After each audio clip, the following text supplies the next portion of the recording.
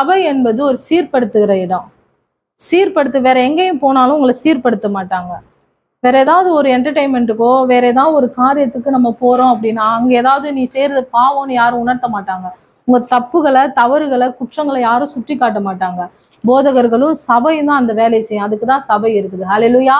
ஏதோ தேவனுடைய வார்த்தையை நம்ம படிக்கிறோம், சும்மா படிச்சுட்டு போறதுக்காக நம்ம வரல. அது படிச்சுட்டு போனோம்னா அந்த வார்த்தை நம்மளுக்கு கிரியை செய்யாது. சபைக்கு இன்னைக்கு நான் வர்றேன் அப்படின்னா எனக்குள்ள ஒரு மாற்றம் இருக்கணும். அந்த வார்த்தை என் இருதயத்துல குத்தப்படணும். அதுல எனக்கு அது ஏதாவது ஒரு நடக்கணும். இல்லைன்னா எதுக்கு நம்ம வரணும்? சும்மா நானும் வந்தேன், நானும் போனேன், கடமைக்கு எதுக்கு வரணும்? அல்லேலூயா. அப்போ சபை என்பது சீர்படுத்துகிற இடம் தான். எப்படி ஒரு ஸ்கூல்ல நம்மள இதை நான் உங்களுக்கு புரிதலை உண்டு பண்றதுக்காக நான் சொல்றேன். ஸ்கூல்ல போனா டீச்சர் படிப்பை சொல்லி தராங்க, பிள்ளை படிக்க மாட்டேங்குது. அப்ப என்ன பண்ணுவாங்க? அடிப்பாங்க. ஏன் அடிக்கிறாங்க? அப்பதான் புரியும். அந்த குழந்தை அப்பதான் என்ன பண்ணும்? படிக்க ஆரம்பிக்கும். அதனாலதான் அடிக்கிறாங்க. அப்ப சபை என்பது பாவத்தை குறித்தும் நீதியை குறித்தும் கண்டித்து உணர்த்துகிற இடம். நீங்க அந்த காரியங்களை நாங்க சொல்லும் போது நீங்க கோபமாகவோ என்ன பார்த்து இப்படி சொல்லிட்டாங்க அப்படின்னா வேற எங்க சொல்லுவாங்க உங்களுக்கு? அல்லேலூயா. வேற எங்கேயும் சொல்ல மாட்டாங்க. நல்லது சொல்ல ஆள் கிடையாது இந்த உலகத்துல. கெட்டுப்போன்னு சொல்றதுக்கு ஆள் இருக்குது. வா எல்லாரும் சேர்ந்து குற்றம் பண்ணலாம், எல்லாரும் சேர்ந்து ஜாலியா இருக்கலாம்னு சொல்றதுக்கு ஆள் இருக்குது. ஆனா நம்மளை சீர்படுத்துவதற்கு ஆள் இல்லை. அல்லேலூயா. அநேக ஜனங்கள் ஆண்டவர் மத்தேயுல சொல்றாரு, மேய்ப்பன் இல்லாத ஆடுகளை போல இருக்கிறாங்க அப்படின்னு சொல்லிட்டு வழி தப்பி எல்லாம் தெரியுறாங்கன்னு ஆண்டவர் சொல்றாரு. அல்லேலூயா.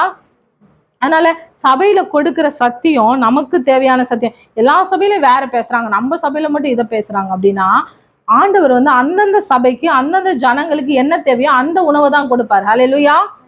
சும்மா அவங்க சாப்பாடு எடுத்துன்னு நம்ம சாப்பிட்டா நம்மளுக்கு அது திருப்தி ஆகுமா? இல்ல. நம்மளுக்கு என்ன சாப்பாடோ அதை தான் கர்த்தர் கொடுப்பாரு. ஹல்லேலூயா. அப்ப ஆண்டவர் உங்களுக்கு கொடுக்குற உணவை நீங்க புசித்து நடங்க. இந்த நாள்ல ஆண்டவர் கொடுக்குற வார்த்தை என்னன்னு பாத்தீங்கன்னா வஞ்சிக்கப்பட்டு போறாங்க. அல்லேலூயா. நம்ம சபையில அந்த மாதிரி ஒரு வஞ்சனை ஆவி கிரியை செய்யக்கூடாது. ஆல்ரெடி சில பேர் அந்த வஞ்சிக்கிற ஆவியில சிக்கி கொண்டு இருக்கிறாங்க. அதனாலதான் நாங்க சொல்றோம், மீண்டும் மீண்டும் என்னடா ஒரே ஊழியரை பத்தி பேசுறாங்க, எப்போ பார்த்தாலும் அவங்கள பத்தி இல்ல. முதல்ல அந்த புரிதல் உண்டாகணும். நாங்க மட்டும் ஊழியர் இல்லை, உலகத்துல அநேக ஊழியர் இருக்கிறாங்க. எனக்கு தெரிஞ்சு உண்மையாலும் நான் சொல்லணும் அப்படின்னா 180% ஊழியர்கள் உண்மையா ஊழியர் செய்யல. அல்லேலூயா. அப்படிப்பட்டவர்களுடைய தேவன் யாருன்னா வயிறு அப்படின்னு வேதவசனம் சொல்லுகிறது. ஹல்லேலூயா. அப்ப வயிற்று பிழைப்புக்காக இது ஊழியம் செய்யறது கிடையாது. மனம் திரும்புகிற ஒரே ஒரு ஆத்மாவின் நிமித்தம் தான் பரலோகம் சந்தோஷப்படுது. ஹல்லேலூயா. அப்ப அந்த ஒரு ஆத்மாவுக்காக தான் கஷ்டப்படுறோம். ஒவ்வொரு ஊழியர்கள், உண்மை உள்ள ஊழியர்கள் இருக்கிறாங்க, இருக்கதான் செய்யறாங்க. ஒரு 20% பேர் இருக்கிறாங்க. அந்த ஒரு ஆத்மாவை சம்பாதிக்கிறதுக்கு கர்ப்ப வேதனைப்படுகிறார்களாம். ஹல்லேலூயா. ஒரு குழந்தைய பெற்றெடுக்கிறதுக்கு எப்படி கர்ப்ப வேதனைப்படுறாங்களோ அது மாதிரி ஒரு ஆத்மாவை பெற்றெடுக்கிறதுக்கு, அவங்கள ரட்சிப்புக்குள்ள நடத்துறதுக்கு கர்ப்ப வேதனைப்பட்டு நடத்துறாங்க. அல்லேலூயா. அதனுடைய வலிகள், வேதனைகள், ரெண்டாவது அவங்க எப்படி தியாகமா ஊழியத்தை செய்யறாங்க அப்படின்னு சில காரியங்கள் நம்ம பார்க்க போறோம். ஊழியர்களை குறித்து நம்ம பார்க்க போறோம். அது இல்லாம ரெண்டாவது விசுவாசி விழுகிற இடம் எது அப்படின்னு பார்க்க போறோம். இந்த 2 காரியங்களை குறித்து, இது 2 ஒன்னோட ஒண்ணு கனெக்ஷன் உள்ளது. இது அவருடைய வேலை, என் வேலையோ உங்க வேலையோ கிடையாது. யாருடைய வேலை? கர்த்தருடைய வேலை. ஒவ்வொரு ஆத்மாவும் மனம் திரும்ப வேண்டியது கர்த்தருடைய வேலை. அதனால இன்னொரு விஷயம் நான் சொல்லிக்கொள்ள விரும்புகிறது என்னன்னா, அடுத்தவங்களை பார்க்காதீங்க. அவங்க இப்படி, இவங்க இப்படி, அவங்க வந்தாங்களா, இவங்க வரலையா பார்க்காதீங்க. ஏன்னா நீங்க இடறி போயிடுவீங்க. உங்களுக்கு கர்த்தர் என்ன பேசுறாரு, நீங்க எப்படி நடத்த போறீங்க, உங்க வாழ்க்கை எப்படி நடத்த போகுது, அதை பத்தி பாருங்க. இப்ப ஊழியரின் கணம் என்ன அப்படின்னு நான் சொல்ல விரும்புறேன்.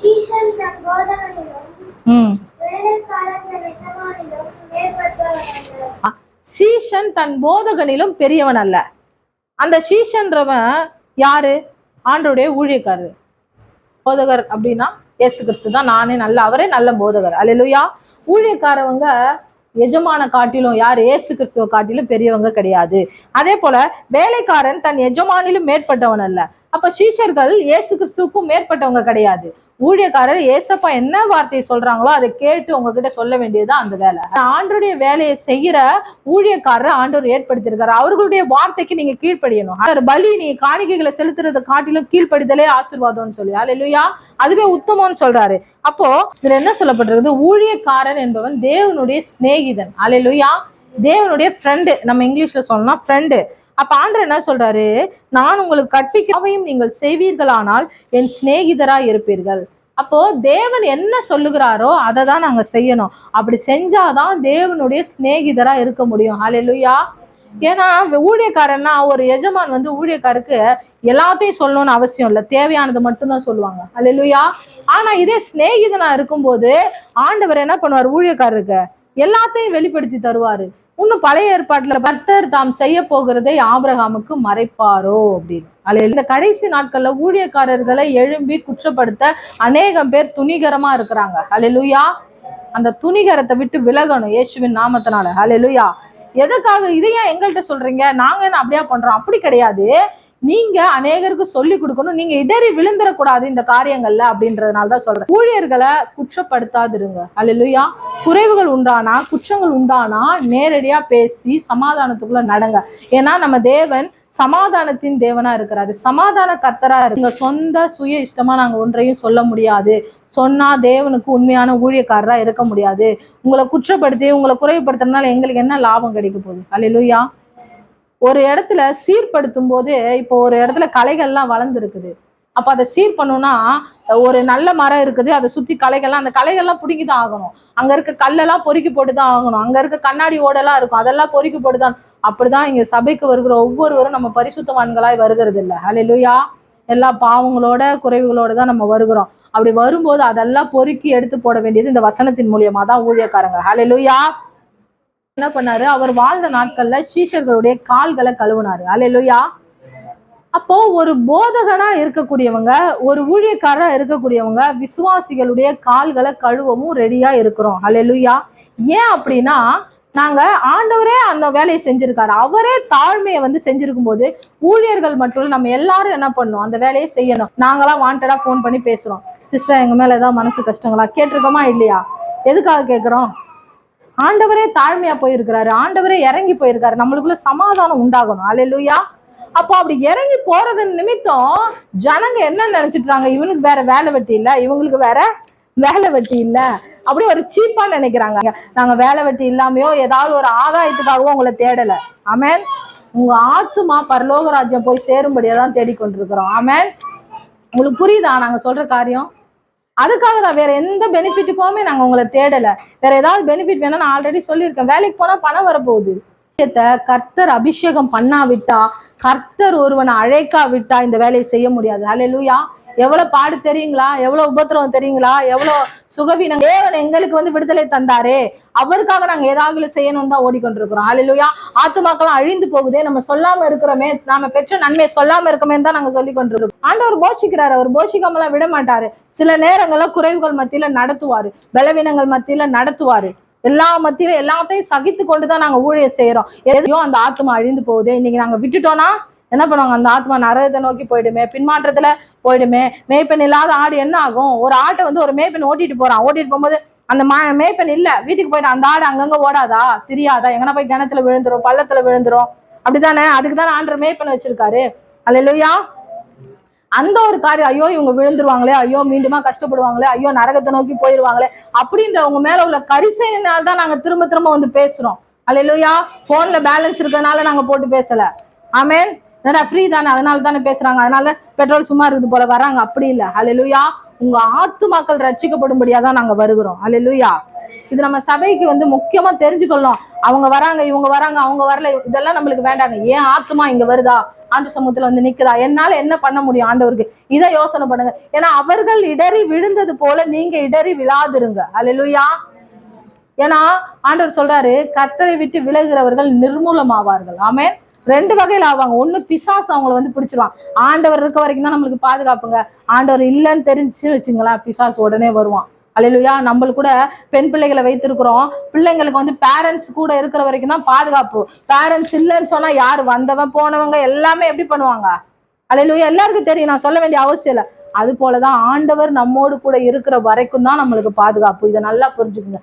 ஆண்டவர் மாத்திரம் ஒரு நிமிஷம் நம்மளை விட்டு விலகி போனாரு அப்படின்னா பிசாசு மனுஷர்கள் எல்லாம் நம்ம உயிரோட விழுங்கிடுவாங்க. அல்லேலூயா. நம்ம விழுகிறோன்னு தெரிஞ்சுக்காம விழுந்துட்டு இருக்காங்க. அல்லேலூயா. நாங்க உணர்த்தும் போது அதை புரிந்து கொள்ள, அதை ஏற்றுக்கொள்ள மனசு இல்லை. அதுதான் ஆண்டவர் சொல்றாரு, அழைக்கப்பட்டவர் அநேகர், ஆனா தெரிந்து கொள்ளப்பட்டவர்களோ சிலர். அல்லேலூயா. நான் விசுவாசிக்கிறேன், இங்க இருக்க எல்லாரும் தெரிந்து கொள்ளப்பட்டவர்கள் கூட்டத்துல இருக்கிறீங்க. அல்லேலூயா. எந்த ஒரு சூழ்நிலை நடந்தாலும் சரிங்க, எப்படி நடந்தாலும் சரி, ஆண்டவரை விட்டு மட்டும் பின்வாங்கி போகாதீங்க. ஊழியக்காரர் நீங்க ஊழியக்காரரோட ஒரு பகை விரோதத்தை நீங்க உண்டு பண்ணி கொண்டீங்கன்னா ஆண்டோடைய வார்த்தை உங்களுக்கு யாரு போதிப்பாங்க? நீங்க பிரச்சனையை விடும்போது யாரு உங்களை தூக்கி எடுப்பாங்க? அல்லேலூயா. நீங்க சோரும் போது யாரு உங்களை? சங்கீதம் 35ஆம் அதிகாரம் 37வது வசனம். இதை எந்த காரியத்துக்காக நான் சொல்றேன்? நான் அப்படியே வசனத்தை எடுங்க, நான் சொல்றேன். என்ன இவங்களே நோயில இருக்கிறாங்க, இவங்களே கஷ்டத்துல இருக்கிறாங்க, இவங்க போய் நம்மளே எப்படி விடுவிக்க போறாங்க அப்படின்னு நினைப்பாங்க நிறைய பேர். அல்லேலூயா. நான் வேத வசனத்தின் மூலமா தான் பேசிக்கிட்டு இருக்கேன். என்னன்னா, விடுவிக்கிறது உங்களுக்கு ஒரு உடம்பு சரியில்லை, நாங்க வந்து ஜெபம் பண்றோங்க, விடுதலை கிடைக்குது. நாங்க விடுதலை கொடுக்குறோமா? விடுதலை கொடுக்கறது யாரு?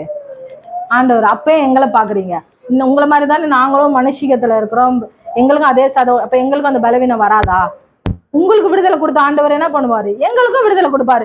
எங்க வேலை வந்து நீ போய் கையை வை, நான் விடுதலை கொடுக்குறேன், அவ்வளவுதான். எங்க வேலை அவர் சொல்றதை செய்யறோம், அவர் தான் விடுதலை கொடுக்குறாரு. ஒரு வேளை அவர் விடுதலை கொடுக்காம நாங்க வந்து சும்மா கை வச்சு ஜோமனா விடுதலை கிடைக்காது. அல்லேலூயா. இதை முதல்ல தெளிவா திட்டமும் தெளிவா புரிஞ்சு கொள்ளுங்க. அப்படிதான் ஏசப்பா சிலுவையில அறையும் போது கீழே இருக்க சுற்றி உள்ள ஜனங்கள்லாம் சொன்னாங்க, நீங்க உண்மையாவுமே என்ன பண்ண, நீங்க தேவனுடைய குமாரனை சிலுவை விட்டு இறங்கி வா, உன்ன முதல்ல நீ காப்பாத்திக்கோ, உன்னை நீ ரட்சித்துக்கோன்னு சொல்லி ஆண்டவரை என்ன பண்ணாங்க? கேவலமா பேசினாங்க. ஆனா ஆண்டவர் நினைச்சிருந்தா இறங்கி வந்திருப்பாரு. அல்லேலூயா. அவர் ஏன் இறங்கி வரல? நம்மளெல்லாம் ரட்சித்துக் கொள்ளும்படியா. அல்லேலூயா. நம்ம பாவங்களை கழுவும்படியா. அப்ப அவர் அதை சகிக்க வேண்டி இருந்தது இல்ல. அப்போ ஒரு நோய் வருது, ஒரு உபத்திரம் வருது ஊழியக்காருக்கு அப்படின்னா அவங்க என்ன பண்ண, அதை சகிக்கணும். ஆண்டவர் பாப்பாரு, இதுல எல்லாம் நீ வந்து என்ன பண்ற, எனக்காக நிக்கிறியா? சில பேருக்கு பண கஷ்டம், சாப்பாட்டு கஷ்டம், இந்த மாதிரி நிறைய ஊழியர்கள் இருக்கிறாங்க, இன்னும் கஷ்டப்படுற ஊழியர். அந்த மாதிரி வரும்போது என்னை விட்டு விலகிறி, அவங்களுக்கு ஒரு டெஸ்ட் வேணும்ல. அல்லேலூயா. விசுவாசிகளுக்கு ஒரு டெஸ்ட் வர மாதிரி ஊழியக்காரங்களுக்கு டெஸ்ட் இருக்குது. உன் உபத்திரத்தோடு நீ போய் செய். அப்போஸ்தலனாகிய பவுல் அப்படிதான், என் சரீரத்துல ஒரு முள்ளு கொடுக்கப்பட்டிருக்குதுன்னு சொல்றாரு. ஏதோ ஒரு பிரச்சனை, ஏதோ ஒரு வேதனை, ஏதோ ஒன்று இருக்குது அவருக்கு. அதோடதான் ஊழியத்தை செஞ்சாங்க. அநேக மிஷனரிகள் வராங்க, கொல்லப்படுறாங்க. ஏன் அவங்க ஆண்டவர் அவங்களை காப்பாத்தல அப்படின்னா அவங்க விதையா விதைக்கப்பட்டிருக்கிறாங்க. அல்லேலூயா. ஊழியக்காரர் சுகமா இருக்கணும் அப்படின்னு கர்த்தரே விரும்புறாரு. ஏன்னா அவருடைய வேலைக்காரங்க, அவருடைய சிநேகிதர், அவருக்காக வேலை செய்யறவங்களுடைய சுகத்தை யாரு? அவர் தான் பார்த்துப்பாரு. அல்லேலூயா. அது மனுஷனால முடியாது, கர்த்தர் தான் அதை நடத்துவாரு. ஒருவன் எனக்கு ஊழியம் செய்கிறவன் ஆனால் என்னை பின்பற்ற கடவன். இதைதாங்க நீங்க மெயினா பார்க்கணும். ஒரு ஊழியக்காரர் இயேசு கிறிஸ்துவின் போதனையை பின்பற்றுறாங்களா, இயேசு கிறிஸ்து சொன்ன வார்த்தையின்படி தான் நடக்கிறாங்களா, இப்படி நீங்க கவனிக்கணும். அப்படின்னா முதல்ல உங்களுக்கு வேத வசனம் தெரிஞ்சிருக்கணும். அல்லேலூயா.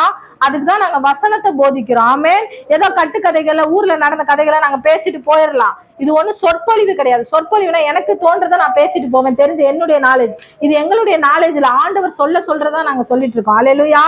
அப்போ ஒருவன் வந்து ஊழியம் செய்கிறவனானா பின்பற்றணும். அது மாத்திரம் இல்ல, நான் எங்க இருக்கிறேனோ அங்கே என் ஊழியக்காரன் இருப்பான். அல்லேலூயா. ஜெபம், அப்புறம் துதி, இந்த மாதிரியான காரியங்கள் ஆண்டவரோட ஒரு உறவுல இருந்துட்டே இருக்கணும். அப்படிப்பட்டவன் ஒரு ஊழியக்காரன். அல்லேலூயா. அந்த ஊழியக்காரர் வந்து இன்னொரு அந்த வசனத்துக்கு கீழே சொல்லப்பட்டிருக்குது, ஒருவன் எனக்கு ஊழியம் செய்தால் அவனை பிதாவானவர் கனம் பண்ணுவார். அல்லேலூயா. ஒருவன் அவருக்காக ஊழியம் செஞ்சா அவரை வந்து கனப்படுறது மனுஷங்க கிடையாது. அல்லேலூயா. மனுஷருடைய கனத்தை ஊழியக்காரர் விரும்புகிறதும் இல்லை. ஆமென். அதனால என்ன சொன்னா, பரவாயில்லைங்க இங்கே உட்காந்துக்கிறேன், பரவாயில்ல பாரு, நிறைய ஊழியக்காரங்க சொல்லுவாங்க. ஏன்னா ஆண்டவர் கொடுக்க வேண்டிய கனத்தை ஆண்டவருக்கு தான் கொடுக்கணும், நம்மளை கனப்படுத்துறதுக்கு அந்த இடம் இல்லை. அல்லேலூயா. யாராவது புதுசா இங்க வந்தா இங்க யாருக்கும் கனப்பந்து சால்வ போதுறது இதெல்லாம் கிடையாது. சுவாசித்து வர்ற நம்ம ஆத்மாவில் நல்லா ஸ்ட்ராங்கா இருக்கணும். அல்லேலூயா. ஸ்ட்ராங்கா இல்லைன்னா இடறி விழுந்துருவோம். பாலான ஸ்தலம்னா எப்படி வேணா நீங்க இடிஞ்சு போயிருக்கலாம். அல்லேலூயா. பாவத்துல இடிஞ்சு போயிருக்கலாம், இல்ல சாபத்துல இடிஞ்சு போயிருக்கலாம், இல்ல இருதயத்துல உடைக்கப்பட்டு இருக்கலாம். எப்படியாப்பட்ட நீங்க ஸ்தலமா இருந்தாலும் கர்த்தர் அதை எடுப்பிப்பாராம். கர்த்தர் அதை என்ன பண்ணுவாரு? சீர்படுத்துவாராம். அல்லேலூயா. ஒரு ஊழியக்காரர் வார்த்தையை கொண்டு, ஏன்னா ஊழியக்காரர் பேசும்போது அந்த வார்த்தை ஆண்டவர் கொடுக்குறாரு, மேல இருந்து வருதான்னு பார்த்து பேசணும். அல்லேலூயா. டைம் இருக்குது, வாயில வார்த்தை வருதுன்னு பேசிட்டு போறது இல்ல, ஆண்டவர் கொடுக்க வாங்கி பேசுறது. அல்லேலூயா. அதனால ஊழியக்காரர் பேசுகிற வார்த்தை ஆண்டவர் கனப்படுத்தி, அதை நிலைப்படுத்தி, அதை ஸ்திரப்படுத்தி, அதை நிறைவேற்றுவார். அல்லேலூயா. இப்போ நான் வந்து ஊழியக்காரர் எப்படி இருக்கணும் அப்படின்றதெல்லாம் அநேக காரியங்கள் இருக்கு, அது வேற டாபிக், நம்ம இன்னொரு நாளைக்கு பார்க்கலாம். ஆனா ஊழியக்காரரை கர்த்தர் எப்படி பாக்குறாரு, எப்படி கனம் பண்ணுகிறாரு, நம்ம எப்படி நடந்துக்கணும் அப்படின்றத